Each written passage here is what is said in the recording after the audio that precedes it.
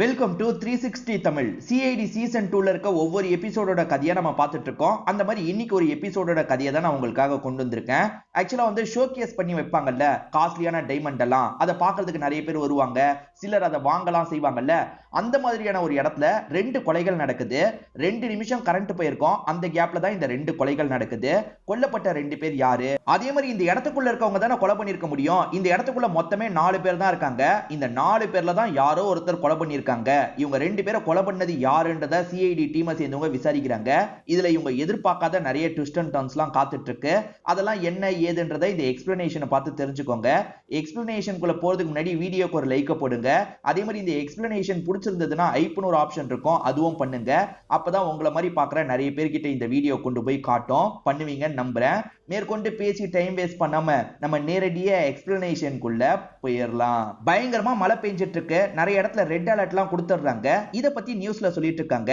அதாவது மக்கள் யாருமே வெளியே வராதீங்க, வெளியே வந்தா மாட்டிப்பீங்க, இந்த மாதிரி தான் நிலைமை போயிட்டு இருக்கு. இந்த இடத்துலலாம் ரெட் அலர்ட் கொடுத்துருக்காங்க அப்படின்ற மாதிரி நியூஸ்ல சொல்லிட்டு இருக்காங்க. அதுக்கு பக்கத்துல இருக்க ஒரு பகுதியை நமக்கு காட்டுறாங்க. ஆக்சுவலா தண்ணினால அந்த பகுதிக்கு எந்த ஒரு பிரச்சனையும் கிடையாது. ஆனா வேற ஒரு பிரச்சனை ஏற்படுது. என்ன பிரச்சனை அப்படின்றத பத்தி நம்ம பார்ப்போம். இது ஒரு ஆர்ட் கேலரியா இருக்கும். நிறைய டைமண்ட்ஸ் எல்லாம் ஷோகேஸ் பண்றதுக்காக வச்சிருப்பாங்க. இப்ப ராஜேஷ்னு ஒருத்தர் கரண்ட் போயிருச்சு, என்ன ஏதுன்னு பாருங்கன்ற மாதிரி ஆளுங்க கிட்ட சொல்லிட்டாரு. இப்ப ஆளுங்க இருக்காங்க பாத்தீங்களா, ரெடி பண்றதுக்கான வேலையெல்லாம் பண்ணிட்டு இருக்காங்க. ஒரு ஸ்டேஜ்ல இந்த இடத்துல கரண்ட் வந்துருது. கரண்ட் வந்துருச்சுன்ற மாதிரி ராஜேஷ் நினைக்கிறாரு. அப்படி நினைச்சவரு ஒரு விஷயத்தை பார்த்து ஷாக் ஆயிடுறாரு. அங்க 2 பேர் கொல்லப்பட்டிருக்காங்க. என்ன 2 பேர் இறந்து போயிருக்காங்க அப்படின்ற மாதிரிலாம் ஷாக் ஆயிட்டு இருக்காரு. அதுல ஒருத்தர் இவரோட பார்ட்னரா இருப்பாரு. அவர் பேரு விக்ரம் அப்படின்றது. இன்னொருத்தங்க லேடியா இருப்பாங்க. அந்த லேடி பேரு மைரா அப்படின்றது.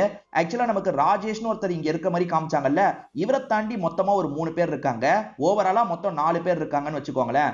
3 ஜென்ஸ், ஒரு லேடி. மத்தபடி கொல்லப்பட்டவங்க ஒரு லேடி, ஒரு ஜென்னு. ஆக மொத்தத்துல மொத்தமே இவ்வளவு பேர் தான் இந்த இடத்துல இருக்காங்க. தகவல் கேள்விப்பட்டு சிஐடி டீமை சேர்ந்தவங்க இந்த இடத்துக்கு வந்துடுறாங்க. வந்தவங்க இருக்காங்கல்ல, தேவையில்லாம யாருமே இங்க இருந்து வெளியே போக கூடாது அப்படின்ற மாதிரிலாம் சொல்றாங்க. சரி பாடியை செக் பண்ணலான்ற மாதிரி பக்கத்துல வந்து செக் பண்றாங்க. இறந்து போயிருக்க நபரோட பேரு விக்ரம் அப்படின்றது. இன்னொருத்தங்களோட பேரு மைரா அப்படின்றது. விக்ரமோட கழுத்துல கத்திய வச்சு யாரோ குத்துன மாதிரி இருக்கு. கத்தி கிடையாது, ஏதோ ஒரு டூலை வச்சு குத்துன மாதிரி இருக்கு. அதே மாதிரி அவங்க மண்டையை அடிச்சு பொளந்த மாதிரி இருக்கு. 2 பேரை யாரு கொலை பண்ணிருப்பா அப்படின்ற மாதிரிலாம் யோசிக்கிறாங்க. என்ன ஏதுன்ற மாதிரி இங்க இருக்க ராஜேஷ் கிட்ட விசாரிக்கிறாங்க. கரண்ட் போச்சு சார், அப்பதான் இந்த விஷயம் நடந்தது அப்படின்ற மாதிரி சொல்லிட்டாரு. அதுக்கு முன்னாடி நடந்த விஷயத்தை நமக்கு காட்டுறாங்க. விக்ரமும் ராஜேஷும் 2 லேடிஸ பாக்குறதுக்காக வராங்க.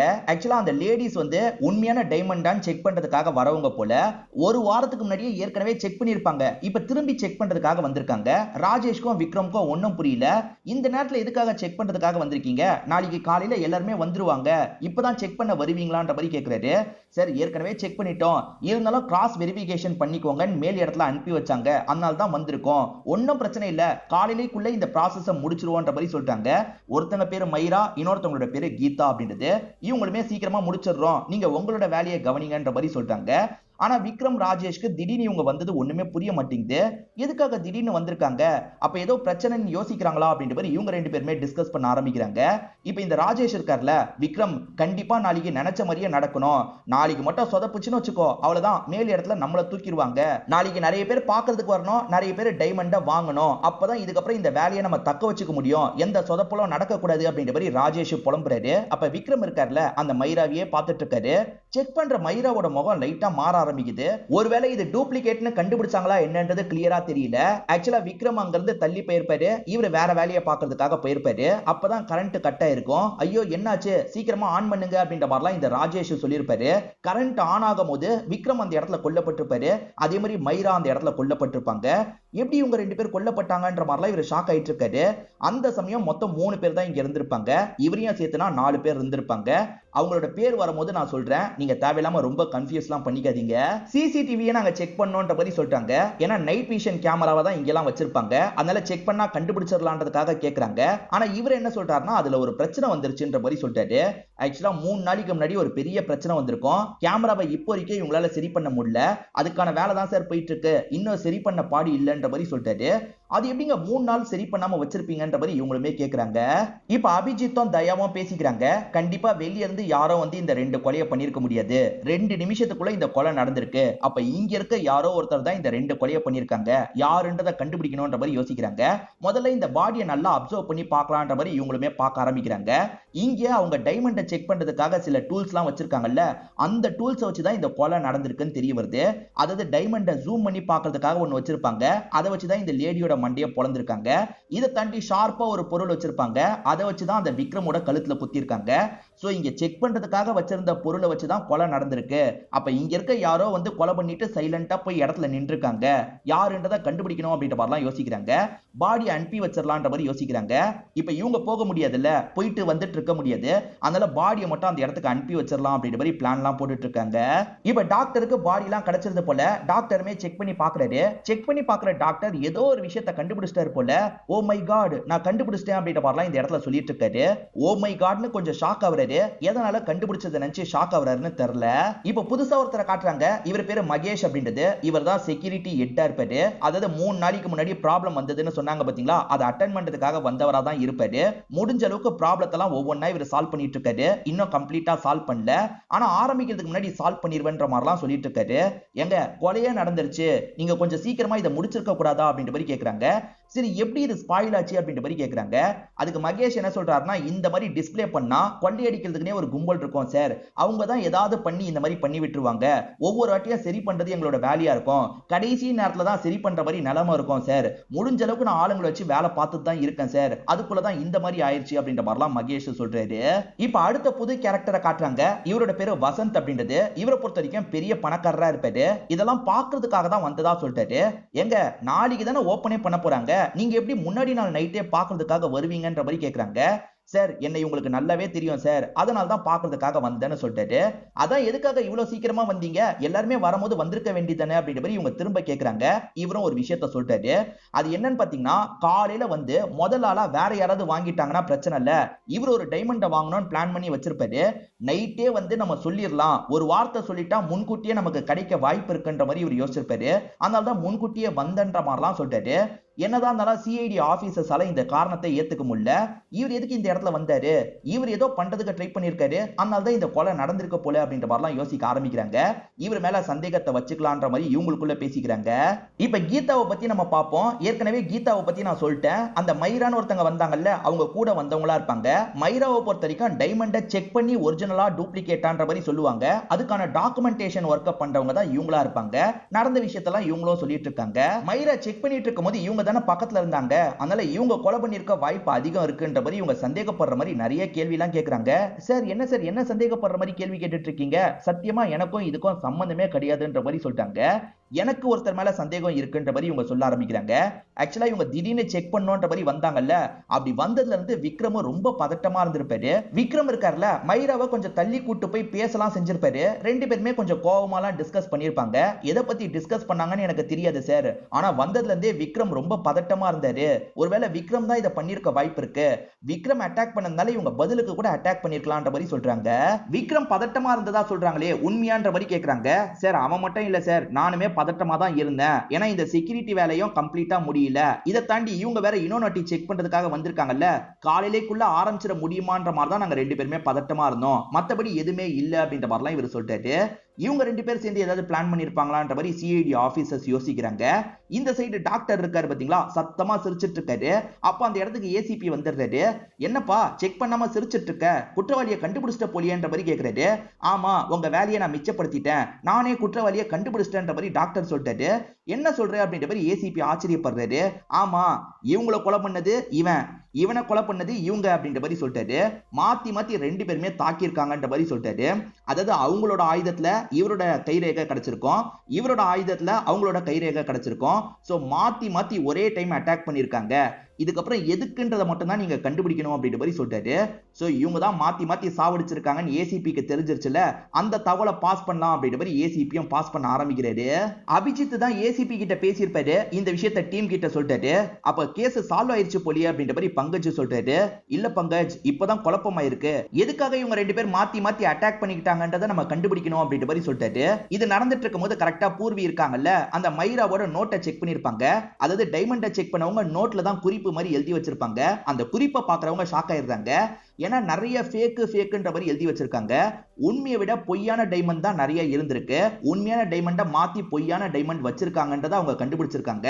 சோ கண்டுபிடிச்சதுனால தான் இது நடந்திருக்கு அப்படின்றத இவங்களால புரிஞ்சுக்க முடியுது. ரெண்டு பேருமே மாத்தி மாத்தி பண்ணிருக்காங்கன்னா விக்ரம் ஏதோ தப்பு பண்ணிருக்கான். விக்ரம் என்ன தப்பு பண்ணிருக்கான்? விக்ரம் மட்டும் தான் அந்த தப்பு பண்ணானா, இல்ல வேற யாராவது அந்த தப்பு பண்ணாங்களான்றத கண்டுபிடிக்கணும்ன்ற மாதிரி யோசிக்கிறாங்க. எப்பவுமே இந்த மாதிரி கேலரியில டைமண்ட் வைக்கிறாங்கல்ல, ஓனர் வேற ஆளா இருப்பாங்க. ஓனருக்கு ரொம்ப விசுவாசமா வேலை பார்க்கறவங்கள தான் இந்த பதவிக்கு போடுவாங்க. அந்த மாதிரி தான் ஓனர் விக்ரம் ராஜேஷை போட்டிருக்காரு. அதுல விக்ரம் கொல்லப்பட்டிருக்காரு. சோ நம்ம ராஜேஷ் மேலயும் ஒரு சந்தேகத்தை வைக்கணும்ன்ற மாதிரிலாம் யோசிக்கிறாங்க. இப்போ உண்மையான டைமண்டை தாண்டி ஃபேக்கான டைமண்ட் தானே இங்க நிறைய இருக்கு, அதை நம்ம கன்ஃபார்ம் பண்ணணும்னு யோசிக்கிறாங்க. ஏன்னா இப்போதைக்கு மைரா தானே கன்ஃபார்ம் பண்ணிருக்காங்க, நம்ம கன்ஃபார்ம் பண்ணணும்னு யோசிக்கிறாங்க. எல்லாத்தையும் எடு பங்கஜ் அப்படின்ற மாதிரி சொல்றாரு. பங்கஜ் எடுத்து வச்சிட்டு இருக்காரு. அப்ப ராஜேஷும் ஏன் எதுக்குன்னு கேக்குறாரு. நாங்க சொல்றோம் அப்படின்ற மாதிரி இவங்களுமே சொல்றாங்க. இங்க இருக்கிற நிறைய டைமண்ட் ஃபேக்கா இருக்குன்னு மைரா ஒரு ரிப்போர்ட் ரெடி பண்ணிருக்காங்க, அதை நாங்க கன்ஃபார்ம் பண்றதுக்காக தான் எடுத்துட்டு இருக்கோம் அப்படின்ற மாதிரி சொல்றாங்க. இது ஃபேக்கா? என்ன சார் சொல்றீங்க அப்படின்ற மாதிரிலாம் இவர் பயங்கரமா ஷாக் ஆகுறாரு. ஒருவேளை இவர் நடிக்கிறாரா, தெரிஞ்சோ தெரியாம நடிக்கிறாரு போல அப்படின்ற மாதிரி இவங்களுமே யோசிக்கிறாங்க. ஆனா அவர் ரொம்ப சீரியஸா என்ன சார் சொல்றீங்க அப்படின்ற மாதிரிலாம் திரும்ப திரும்ப கேட்டுட்டு இருக்காரு. இந்த பங்கஜ் ஒரு பட்டனை அமுக்கிட்டு தான் எடுக்கணும். ஆனா பங்கஜ் இருக்காரு பாத்தீங்களா, பட்டனை அமுக்காம ஏடகடமா எடுத்துடுறாரு. அதனால அந்த கதவெல்லாம் லாக் ஆக ஆரம்பிக்குது. பங்கஜ் கவனமா இருக்கலாம்ல அப்படின்ற மாதிரி இவங்களுமே கேக்குறாங்க. இப்ப கதவு லாக் ஆயிருதுல, என்ன பண்றது ஏது பண்றது அப்படின்ற மாதிரி இவங்க எல்லாருமே யோசிச்சுட்டு இருக்காங்க. பங்கஜம் சாரின்ற மாதிரிலாம் கேட்டுட்டு இருக்காரு. இதுக்கான கண்ட்ரோல் எல்லாமே ராஜேஷ் கிட்ட இருக்கும்ல, அதனால ராஜேஷ் கிட்ட கதவை ஓபன் பண்ணுங்கன்ற மாதிரி சொல்லிட்டாங்க. சார் என்னால மட்டுமே கதவை ஓபன் பண்ண முடியாதுன்னு சொல்லிட்டாரு. என்னங்க சொல்றீங்கன்ற மாதிரி இவங்க ஷாக் ஆகுறாங்க. ஆமா சார், என்னால மட்டுமே முடியாது. விக்ரம் கிட்ட பாதி பாஸ்வேர்ட் இருக்கும், என்கிட்ட பாதி பாஸ்வேர்ட் இருக்கும், அதை சேர்த்து போட்டா மட்டும் தான் ஓபன் பண்ண முடியும்னு சொல்லிட்டாரு. இப்ப என்ன பண்றதுன்னு தெரியாம இவங்க முடிச்சிட்டு இருக்காங்க. செக்யூரிட்டி ஹெட்டா மகேஷ்னு ஒரு நபர் வந்தாரு பாத்தீங்களா, அவர்கிட்ட ஏதாவது பண்ணுங்கன்ற மாதிரி சொல்லிட்டாங்க. ஒன்னும் பிரச்சனை இல்ல சார், நான் மேல் இடத்துல பேசுறேன், அவங்க கண்டிப்பா ஓபன் பண்ணிடுவாங்க. என்ன அவங்க சைடுல இருந்து ஆள் வரதுக்கு கொஞ்சம் லேட் ஆகும், அது வரைக்கும் நம்ம எல்லாருமே இங்க தான் இருக்கணும்ன்ற மாதிரி சொல்லிட்டாரு. சரி இங்க இருந்தே கேஸை விசாரிப்போம் அப்படின்ற மாதிரி இவங்களுமே யோசிக்கிறாங்க. என்னதையா இன்னும் வராம இருக்கீங்கன்ற மாதிரி ஏசிபி கால் பண்றாரு. இல்ல சார், இந்த இடத்துல இந்த மாதிரி ஒரு சிச்சுவேஷன் ஆயிருச்சு, நாங்க உள்ளே தான் இருக்க முடியும் சார், ஏதாவது தேவைன்னா நாங்க கால் பண்றோம் அப்படின்ற மாதிரி சொல்லிட்டாரு. சரி ஓகேன்ற மாதிரி ஏசிபியும் ஏத்துக்கிறாரு. இந்த மாதிரி தயா பேசிட்டு இருக்கும் போது பங்கஜ் கத்துற மாதிரி சவுண்ட் கேக்குது. என்ன ஏதுன்ற மாதிரி பாக்குறதுக்காக வேகமா அந்த இடத்துக்கு வராரு. பங்கஜ் ஒவ்வொரு டைமண்டா எடுத்து வச்சிட்டு இருந்தாருல, அதுல ஒரு டைமண்ட் காணாம போயிருக்கு. டைமண்ட் காணோன்ற மாதிரிலாம் சொல்லிட்டாரு. அந்த டைமண்ட் காணுமான்ற மாதிரி ராஜேஷ் பயங்கரமா ஷாக் ஆகுறாரு. மத்த டைமண்டாவது லட்ச விலையில தான் இருக்கும், ஆனா இந்த டைமண்டை பொறுத்த வரைக்கும் 5 கோடி ரூபாயா இருக்கும். என்ன சார் இவ்வளவு அசால்ட்டா சொல்றீங்கன்ற மாதிரிலாம் கேக்குறாரு. இங்க இருக்க நிறைய டைமண்ட் ஃபேக்ன்றது உங்களுக்கு தெரியும்ல, அதை பத்தி அந்த மைரா ஏதாவது எழுதி வச்சிருக்காங்களான்னு பார்த்தா அந்த டைமண்டை பத்தி எதுவுமே எழுதி வைக்கல. சோ அது ஃபேக்கா இல்ல உண்மையான்றது உங்களுக்கு தெரியல. இங்க இருக்க யாரோ தான் எடுத்திருக்க வாய்ப்பு இருக்கு, ஏன்னா ஸ்டார்டிங் நான் பார்த்தேன்ற மாதிரி பங்கஜ் சொல்லிட்டாரு. சோ இந்த கேப்ல தான் யாரோ எடுத்திருக்காங்க, எல்லாரையும் செக் பண்ணோம் அப்படின்ற மாதிரி இவங்க எல்லாரையும் நிக்க வச்சு செக் பண்றாங்க. என்ன சார் என்னெல்லாம் செக் பண்றீங்கன்ற மாதிரி எல்லாருமே ஒரு மாதிரி சங்கடப்படுறாங்க. செக் பண்ணி தான் ஆகணும்ன்ற மாதிரி இவங்க எல்லாரையும் செக் பண்ணிட்டு இருக்காங்க. இவங்க கிட்ட எல்லாம் கிடைக்கல, அதனால சுத்தி செக் பண்ணலான்ற மாதிரி சுத்தி ரேண்டமா ஒவ்வொரு இடமா செக் பண்ணிட்டு இருக்காங்க. அப்படி செக் பண்ணிட்டு இருக்கும்போது ஒரு செடி கிட்ட அந்த டைமண்ட் கிடைக்குது.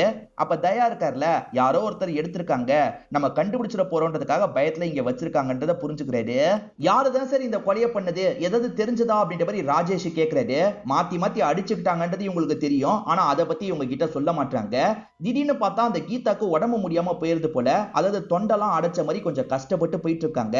ஒரு ஸ்டேஜ் பொத்துன்னு கீழே விழுந்துடுறாங்க. அவங்க கீழே விழுந்ததுக்கு அப்புறம் தான் எல்லாருமே கவனிக்கிறாங்க. என்னாச்சு ஏதாச்சுன்ற மாதிரி பக்கத்துல வந்து பாக்குறாங்க. இப்ப தண்ணி எல்லாம் ஊத்தி அவங்களை எழுப்பிடுறாங்க.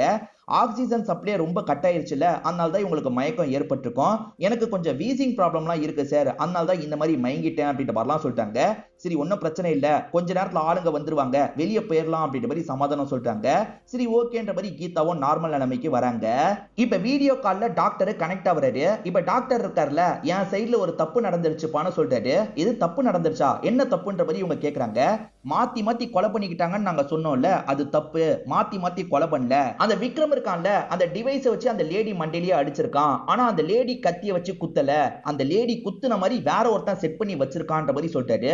எப்படி கண்டுபிடிச்சீங்கன்ற மாதிரி டாக்டர் கிட்ட கேக்குறாங்க. டாக்டரும் இந்த தாரிகாவை உட்கார வச்சு எக்ஸ்பிளைன் பண்ணிட்டாரு. ஏன்னா அவன் இப்படி அடிக்க முடியும், ஆனா இந்த லேடியால இப்படி குத்த முடியாது, ஆப்போசிட் சைட் தான் குத்தி இருக்க முடியும், அதனால தப்பு நடந்துருச்சு அப்படின்ற மாதிரிலாம் இவங்க சொல்லிட்டு இருக்காங்க. அது என்னன்னு பாத்தீங்கன்னா, விக்ரம் அந்த லேடியை மண்டையிலேயே அடிச்சது உண்மைதான். அந்த லேடி கத்திய வச்சு குத்துல, அந்த லேடியோட பிங்கர் பிரிண்ட்டை யாரோ புடிச்சிட்டு அதுக்கப்புறம் அவங்க கிளவுஸ் போட்டு கத்திய வச்சு குத்தி இருக்காங்கன்றது தெரிய வருது. எவனோ ஒருத்தன் அந்த இடத்துக்கு வந்து இப்படி பண்ணிருக்கான்றது உங்களுக்கு தெரிய வருது. சோ அப்ப கில்லர் இங்க தான் இருக்கான். அந்த கில்லர் யாருன்றதை கண்டுபிடிக்கணும், எதுக்காக இப்படி பண்ணான்றதை கண்டுபிடிக்கணும்ன்ற மாதிரி யோசிக்கிறாங்க. இதை தாண்டி இங்க இருக்க டைமண்ட் எல்லாம் ஃபேக்னு தெரிஞ்சிருச்சுல, அதை நீங்க கிராஸ் செக் பண்ணோம், ஆனா இப்ப வர முடியாது, என்ன பண்றது அப்படின்ற மாதிரி கேக்குறாங்க. ஒன்னும் பிரச்சனை இல்ல, டைமண்டை நீங்க காட்டுங்க, ஒவ்வொரு டைமண்டா பொறுமையா காட்டுங்க, நான் இங்க இருந்தே பார்த்து சொல்றேன் அப்படின்ற மாதிரி டாக்டர் சொல்லிட்டாரு. இவங்களுமே ஒவ்வொரு டைமண்டா எடுத்து காமிச்சிட்டு இருக்காங்க. முடிஞ்ச அளவுக்கு பக்கத்துல வச்சு அவங்க போட்டோ எல்லாம் எடுத்துக்கிறாங்க. அவங்க சைட்ல அனலைஸ் பண்ற வேலை எல்லாம் பண்றாங்க. இப்ப டீமை சேர்ந்தவங்க திரும்பி பேசலான்றதுக்காக வராங்க. அவங்க எல்லாருமே ரொம்ப பதட்டமா இருக்காங்க. மாத்தி மாத்தி சண்டெல்லாம் போட்டுட்டு இருக்காங்க. அதுலயும் வசந்த் இருக்கார்ல, நான் என்ன பண்ண, என்ன எதுக்காக லாக் பண்ணி வச்சிருக்காங்க, என்ன விட சொல்லி பேசுங்க அப்படின்ற மாதிரி ராஜேஷ் கிட்ட எல்லாம் பேசிட்டு இருக்காரு. நான் என்ன பண்ண முடியும், என்னையும் தான் சந்தேகப்படுறாங்கன்ற மாதிரி ராஜேஷ் சொல்றாரு. அவங்களுக்குள்ள சண்டெல்லாம் போட்டுட்டு இருக்காங்க. இப்ப பூர்விக்கு புதுசா ஒரு இன்ஃபர்மேஷன் கிடைச்சிருக்கு. அது என்னன்னு பாத்தீங்கன்னா, ராஜேஷ்க்கு நிறைய காசு கிடைக்க போகுதுன்ற மாதிரி தான் இன்ஃபர்மேஷன் கிடைச்சிருக்கு. எதனாலன்னு பாத்தீங்கன்னா, விக்ரம் கொல்லப்பட்டிருக்காருல, விக்ரம்க்கு யாருமே கிடையாது. அதனால விக்ரம்க்கு இன்சூரன்ஸ் அமௌண்ட் வந்தா அது ராஜேஷ்க்கு தான் போகும்ன்றது உங்களுக்கு தெரிய வருது. இந்த மாதிரி வேலை பார்க்கறவங்க எல்லாம் பெரிய அமௌண்ட்டுக்கு இன்சூரன்ஸ் போட்டிருப்பாங்க. ஏன்னா டைமண்ட் எடுக்கிறதுக்காக வர யாராவது கொலை பண்ண வாய்ப்பு இருக்குல்ல, அதனால கம்பெனி சைட்லயே பெரிய அமௌண்ட்டுக்கு இன்சூரன்ஸ் போட்டிருப்பாங்க. விக்ரம் இறந்து போனதுனால அந்த காசு ராஜேஷ்க்கு தான் கிடைக்க போகுது. அதனால ராஜேஷே ஏன் இந்த கொலையை பண்ணிருக்க கூடாதுன்னு யோசிக்கிறாங்க. என்ன சார் பேசிட்டு இருக்கீங்க, நாங்க 10 வருஷமா சேர்ந்து வேலை பார்த்தவங்க, காசுப்பட்டு இப்படியா சார் பண்ணுவேன், எனக்கு நிறைய கஷ்டம் இருக்கிறது உண்மைதான், அதுக்காக என் ஃப்ரெண்டை கொல்ற அளவுக்குலாம் நான் போக மாட்டேன் அப்படின்ற மாதிரி சொல்லிட்டு இருக்காரு. ஆனா போலீஸுங்க வேற ரிலேட்டடாவும் இவரை சந்தேகப்படுறாங்க. அதாவது விக்ரம் ராஜேஷ் சேர்ந்த மாதிரி தான் டைமண்டியே மாத்தி வச்சிருக்காங்கன்ற மாதிரி யோசிக்கிறாங்க. சார் அந்த மாதிரிலாம் கிடையாது சார், என் முதலாளிக்கு துரோகம் பண்றதை நான் யோசிச்சதே கிடையாதுன்ற மாதிரி ராஜேஷ் சொல்றாரு. இவ்வளவு நல்லவனா இருக்கானே, கண்டிப்பா இவன் ஏதாவது வேலை பண்ணிருக்க வாய்ப்பு இருக்குன்ற மாதிரி சிஐடி ஆபீசர்ஸும் யோசிக்கிறாங்க. போலீஸ் சந்தேகப்பட்டுக்கிட்டே இருக்கிறதுனால ராஜேஷ் திருப்பி விடுறாரு. ராஜேஷ் என்ன சொல்றாருன்னா, நாங்க டைமண்டை எடுத்துட்டு வரும்போது கூட இந்த கீதாவும் இருந்தா, கீதா தான் டைமண்ட் எல்லாம் எடுத்துட்டு வந்தா, சோ கீதா கூட மாத்தி வச்சிருக்கலாம்ல அப்படின்ற மாதிரிலாம் கேக்குறாரு. அதனால இவங்களுக்கு கீதா மேல டவுட் வந்துருது. இப்ப கீதாவை லாக் பண்ண மாதிரிலாம் விசாரணை பண்ணிட்டு இருக்காங்க. சார் அப்படி கொண்டு வரது என்னோட வேலை சார், இதுக்கு முன்னாடி எவ்வளவோ இடத்துல நான் வேலை பார்த்திருக்கேன், இந்த மாதிரிலாம் நான் தப்பு பண்ணதே இல்லைன்ற மாதிரி சொல்லிட்டாங்க. அவர் தந்தாரு, நான் எடுத்துட்டு வந்து வச்சேன், நான் மாத்தலாம் இல்லைன்ற மாதிரி சொல்லிட்டாங்க. அது மாறி இருக்குன்னு சொன்னா எப்பயோ மாறி இருக்கணும் சார், கண்டிப்பா இன்னைக்கு மாறல அப்படின்ற மாதிரி இவங்க சொல்றாங்க. இவங்க சொல்றத நம்புறதா வேணாமான்னு யோசிச்சுட்டு இருக்காங்க. அப்ப இவங்க இருக்காங்கல்ல, அந்த விக்ரம சந்தேகப்படுற மாதிரி திரும்பி ஒரு விஷயத்த சொல்லிட்டாங்க. அந்த விக்ரம் ரொம்ப பதட்டமா இருந்தான் சார், அடிக்கடி யாருக்கோ கால் பண்ணி பேசினா, நீங்க அது யாருன்றதை கண்டுபிடிங்கன்ற மாதிரி சொல்லிட்டாங்க. விக்ரமோட போனையே செக் பண்ணலையே, போனை செக் பண்ணுன்ற மாதிரி பங்கஜை பார்த்து கேக்குறாங்க. சார் அவன் கிட்ட போனே கிடைக்கலன்ற மாதிரி சொல்லிட்டாரு. பங்கஜ் அது எப்படி கிடைக்காம இருக்கும், அப்ப அவன் போனை தேடணும் அப்படின்ற மாதிரி இவங்களுமே சொல்லிட்டாங்க. போன் இங்கதான் எங்கேயாவது இருக்க வாய்ப்பு இருக்குன்ற மாதிரி ஒவ்வொரு இடமா இவங்க தேடிட்டு இருக்காங்க. அப்படி தேடி பார்க்கும் போது அவரோட போன் ஒரு இடத்துல இருக்கு, யாரோ மறைச்சு வச்சிருக்காங்க போலன்ற மாதிரி இவங்களும் யோசிக்கிறாங்க. பங்கஜ் இந்த போன்ல என்னென்ன இருக்குன்றத சீக்கிரமா செக் பண்ணுன்ற மாதிரி டீமை சேர்ந்தவங்க சொல்றாங்க. இவரும் சரின்ற மாதிரி ஏத்துக்கிறாரு. பங்கஜுக்கு டெக்னிக்கல் ஒர்க்லாம் ஓரளவுக்கு தெரியும் போல, அதனால தான் இந்த வேலையை கொடுக்குறாங்க. டைமண்ட் உண்மையா ஃபேக்கான்னு கண்டுபிடிக்கிறேன்னு சொன்னாங்க பாத்தீங்களா, கண்டுபிடிச்சதா சொல்றாங்க. அது என்னன்னா, நாங்க சொல்றது 90% தான் கன்ஃபார்ம், இன்னும் 10% நேர்ல பார்த்ததுக்கு அப்புறம் தான் எங்களால சொல்ல முடியும்ன்ற மாதிரி சொல்லிட்டாங்க. சரி தெரிஞ்ச வரைக்கும் நீங்க சொல்லுங்கன்ற மாதிரி இவங்களும் கேக்குறாங்க. என்ன சொல்றாங்கன்னா 90% ஆஃப் டைமண்ட் ஃபேக் தான் அப்படின்ற மாதிரி சொல்லிட்டாங்க. அந்த 5 கோடி ரூபாய்க்கு ஒரு டைமண்ட் இருந்ததுல அது கூட ஃபேக் தான்ன்ற மாதிரி சொல்லிட்டாங்க. அப்போ உண்மையான டைமண்டை எப்பயோ மாத்தி வச்சிருக்காங்கன்னு தெரிய வருது. எப்ப மாத்தி வச்சிருப்பாங்களா இருக்கும்ன்ற மாதிரி யோசிக்கிறாங்க. ஆக்சுவலா இந்த செக்யூரிட்டி சர்வீஸ்லாம் டவுன் ஆனது ஒரு 3 நாளா, அதாவது கேமரா, அதுக்கப்புறம் லேசர் லைட், இது எல்லாமே ஒரு 3 நாளா கட் ஆயிருக்கும். அந்த 3 நாள் கேப்ல தான் யாரோ மாத்தி வச்சிருக்காங்க, யாருன்றதை கண்டுபிடிக்கணும்ன்ற மாதிரி யோசிக்கிறாங்க. விக்ரம் அதுல சம்பந்தப்பட்டிருக்கான், ஆனா விக்ரம தாண்டி வேற யாரோ சம்பந்தப்பட்டிருக்காங்க, அது யாருன்றதை கண்டுபிடிக்கணும்ன்ற மாதிரிலாம் யோசிச்சுட்டு இருக்காங்க. இந்த சமயம் பங்கஜ் இருக்காரு பாத்தீங்களா, விக்ரம் போன்ல இருக்க எல்லா விஷயத்தையும் எடுத்துடுறாரு. விக்ரம் யார் யாருக்கெல்லாம் போன் பண்ணிருக்கான், யார் யார்கிட்ட எல்லாம் பேசியிருக்கான்ற எல்லா டீட்டெயிலையும் எடுத்துடுறாரு. அதை பத்தி இவங்க கிட்ட வந்து சொல்ல ஆரம்பிக்கிறாரு.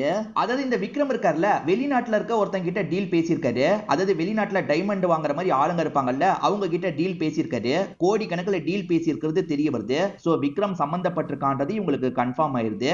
இதை தாண்டி விக்ரம்ல வந்து பேசுற கால்லாம் ரெக்கார்டிங்ல போகும் போல அந்த மாதிரி சில ரெக்கார்டிங்லாம் கிடைக்குது. அதையும் நம்ம கேட்டு பார்க்கலாம் அப்படின்ற மாதிரி கேட்டு பார்க்கறாங்க. அப்படி கேட்டு பார்க்கும்போது 2 நாளைக்கு 3 நாளைக்கு முன்னாடி சிலர்கிட்ட பேசின மாதிரி கால் கிடைக்குது. விக்ரம் அவன் கூட சேர்ந்த மாதிரி தான் பிளான போட்டுட்டு இருக்கான். ஆனா அந்த நபர் பெருசா பேசவே மாட்டாரு. சரி சரின்ற மாதிரி மட்டும் தான் சொல்றாரு. ஆனா திடீர்னு பார்த்தா ஒரு சவுண்ட் வருது. அந்த நபர் சைடுல இருந்து சவுண்ட் வருது. என்ன சவுண்ட்ன்ற மாதிரி இவங்க யோசிக்கிறாங்க. அப்படி யோசிச்சவங்க கண்டுபிடிச்சிடுறாங்க. இன்ஹேலரை யூஸ் பண்ணா ஒரு சவுண்ட் வரும் பாத்தீங்களா, அந்த மாதிரி ஒரு சவுண்ட் தான் வருது. ஓஹோ, அவனுக்கு இன்ஹேலர் யூஸ் பண்ற மாதிரி ப்ராப்ளம் இருக்கு போல அப்படின்ற மாதிரி இவங்க யோசிக்கிறாங்க.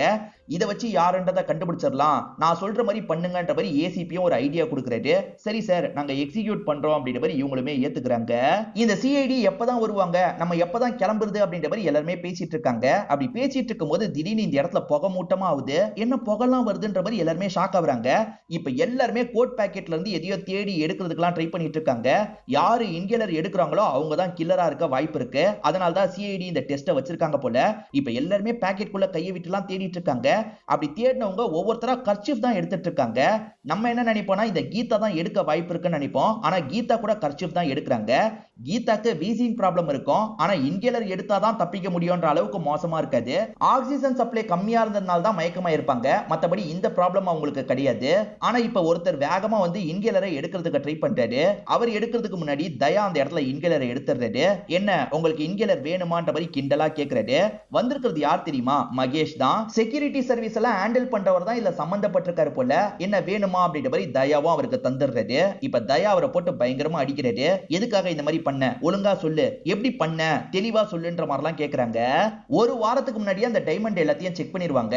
செக்கிங் முடிஞ்சதுக்கு அப்புறம் தூக்கணும்ன்றது தான் விக்ரமோட பிளானா இருக்கும். செக்யூரிட்டி சர்வீஸ் ஸ்ட்ராங்கா இருக்கும் போது தூக்குறது கஷ்டம் இல்ல, அதனால இவரை கரெக்ட் பண்ணலாம்ன்ற மாதிரி விக்ரம் யோசிச்சிருப்பாரு. நீங்க கொஞ்சம் ஹெல்ப் பண்ணீங்கன்னா தூக்கிடலாம். தூக்கி வெளிநாட்டுல இருக்க ஒருத்தனுக்கு தந்துட்டோம்னு வச்சுக்கோங்க, நிறைய காசு கிடைக்கும். நம்ம 2 பேருமே வெளிநாட்டுக்கு எஸ் ஆயிரலாம் அப்படின்ற மாதிரி சொல்றாரு. வெளிநாட்டுக்கு தப்பிக்கணும்ன்ற அவசியம் கூட கிடையாது. ஏன்னா ஒன்ஸ் அந்த கேலரி ஓபன் ஆயிடுச்சுன்னு வச்சுக்கோங்களேன், யாரோ ஒருத்தர் மாத்தி வச்சிட்டாங்கன்னு கூட ஏமாத்திரலாம். அதாவது பார்க்க வந்த மக்கள்ல யாரோ மாத்தி வச்சிட்டாங்க, திருட நினைக்கிற வேற யாரோ மாத்தி வச்சிட்டாங்கன்னு கூட இவங்க சமாளிச்சுக்கலாம். சோ அதெல்லாம் நடந்துட்டா பிரச்சனை வராதுன்னு யோசிச்சிருப்பாங்க. திடீர்னு பார்த்தா திரும்பி செக் பண்றதுக்கு ஆளுங்க வந்துட்டாங்கல்ல, அதுல 2 பேருமே கொஞ்சம் ஜர்க்கா இருப்பாங்க. விக்ரம் வெளிப்படையா எல்லாருக்கும் தெரியற மாதிரி ரியாக்ஷனை கொடுத்திருப்பாரு. ஆனா இவர் எதுவுமே காமிச்சுக்காம அமைதியா இருந்திருப்பாரு. செக் பண்ணா இப்பயே மாட்டிப்பாங்கல்ல, என்ன பண்றது அப்படின்ற மாதிரி விக்ரம் அந்த வெளிநாட்டுல இருக்க நபர் கிட்ட கேக்குறாரு. வெளிநாட்டுல இருக்க நபர் இருக்கார்ல, நீ பேசாம அந்த மைராவோட கதையை முடிச்சிரு, அதே மாதிரி அந்த செக்யூரிட்டியை நம்ம மாட்ட வச்சிடலாம்ன்ற மாதிரி சொல்லியிருப்பாரு. ஏன்னா செக்யூரிட்டி தானே அந்த சர்வீஸ் எல்லாத்தையும் பிரேக் பண்ண வச்சாரு, அவர் மேலதான் பழி போகும், நம்ம தப்பிச்சிடலாம்ன்ற மாதிரி விக்ரம் ஒரு கணக்கு போட்டிருப்பாரு. இதை பத்திலாம் அந்த வெளிநாட்டை சேர்ந்தவர்கிட்ட பேசிட்டு இருப்பாரு. நம்மள மாட்ட வைக்க பாக்குறானா, நம்ம ஏதாவது பண்ணணும் அப்படின்ற மாதிரி இவர் யோசிச்சிருப்பாரு. அவன் மைராவோட கதையை முடிக்கும் போது நம்ம அவனோட கதையை முடிக்கணும்ன்ற மாதிரி யோசிச்சிருப்பாரு. ஆக்சுவலா விக்ரம் மைராவை அடிச்சு காலி பண்ணிருப்பாரு. அந்த சமயம் இவர் உள்ள புந்து இவர் கதையை முடிச்சிருப்பாரு. கையில கிளவுஸ் போட்டு பண்ணிருப்பாரு.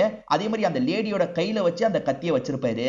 இங்க இருக்க 5 கோடி ரூபாய் டைமண்ட் ஃபேக்ன்றது இவருக்கு ஏற்கனவே நல்லா தெரியும். அப்ப அந்த டைமண்டை தூக்குனது யாருன்றத சொல்லட்டுமா அப்படின்ற மாதிரி தயா இருக்கார்ல, வசந்த் தான் தூக்குனாருன்ற மாதிரி சொல்லிட்டாரு. உண்மையில எல்லாருமே போகும்போது வசந்த் தான் சாமர்த்தியமா அந்த டைமண்டை தூக்கி செக் பண்ண போறோம்ன்ற மாதிரி சொன்னாங்கல்ல, இவருக்கு செம்ம பயமா இருக்கும். இவர் சட்டுன்னு அந்த செடி கிட்ட போய் அதை போட்டிருப்பாரு. வசந்த் வாங்குற அளவுக்கு பணக்காரர் தான், இருந்தாலுமே ஒரு கேப்ல திருடலான்ற மாதிரிலாம் யோசிச்சிருப்பாரு. திருட முயற்சி பண்ணதுக்கான தண்டனை உங்களுக்கு கிடைக்கும், அதே மாதிரி இவனுக்கு கொலை பண்ணதுக்கான தண்டனை கிடைக்கும்ன்ற மாதிரி சொல்றாங்க. இதோடயே இந்த கேஸை முடிச்சிடுறாங்க. கண்டிப்பா இந்த கேஸ்ல வந்த ட்விஸ்ட் அண்ட் டர்ன்ஸ்லாம் உங்களுக்கு பிடிச்சிருக்கும்னு நம்புறேன். இந்த வீடியோ உங்களுக்கு பிடிச்சிருந்ததுன்னா லைக் பண்ணுங்க, கமெண்ட் பண்ணுங்க, மறக்காம 360 தமிழ் சேனலை சப்ஸ்கிரைப் பண்ணுங்க. தொடர்ச்சியா இந்த மாதிரி வீடியோக்கள் வந்துகிட்டே தான் இருக்கும்.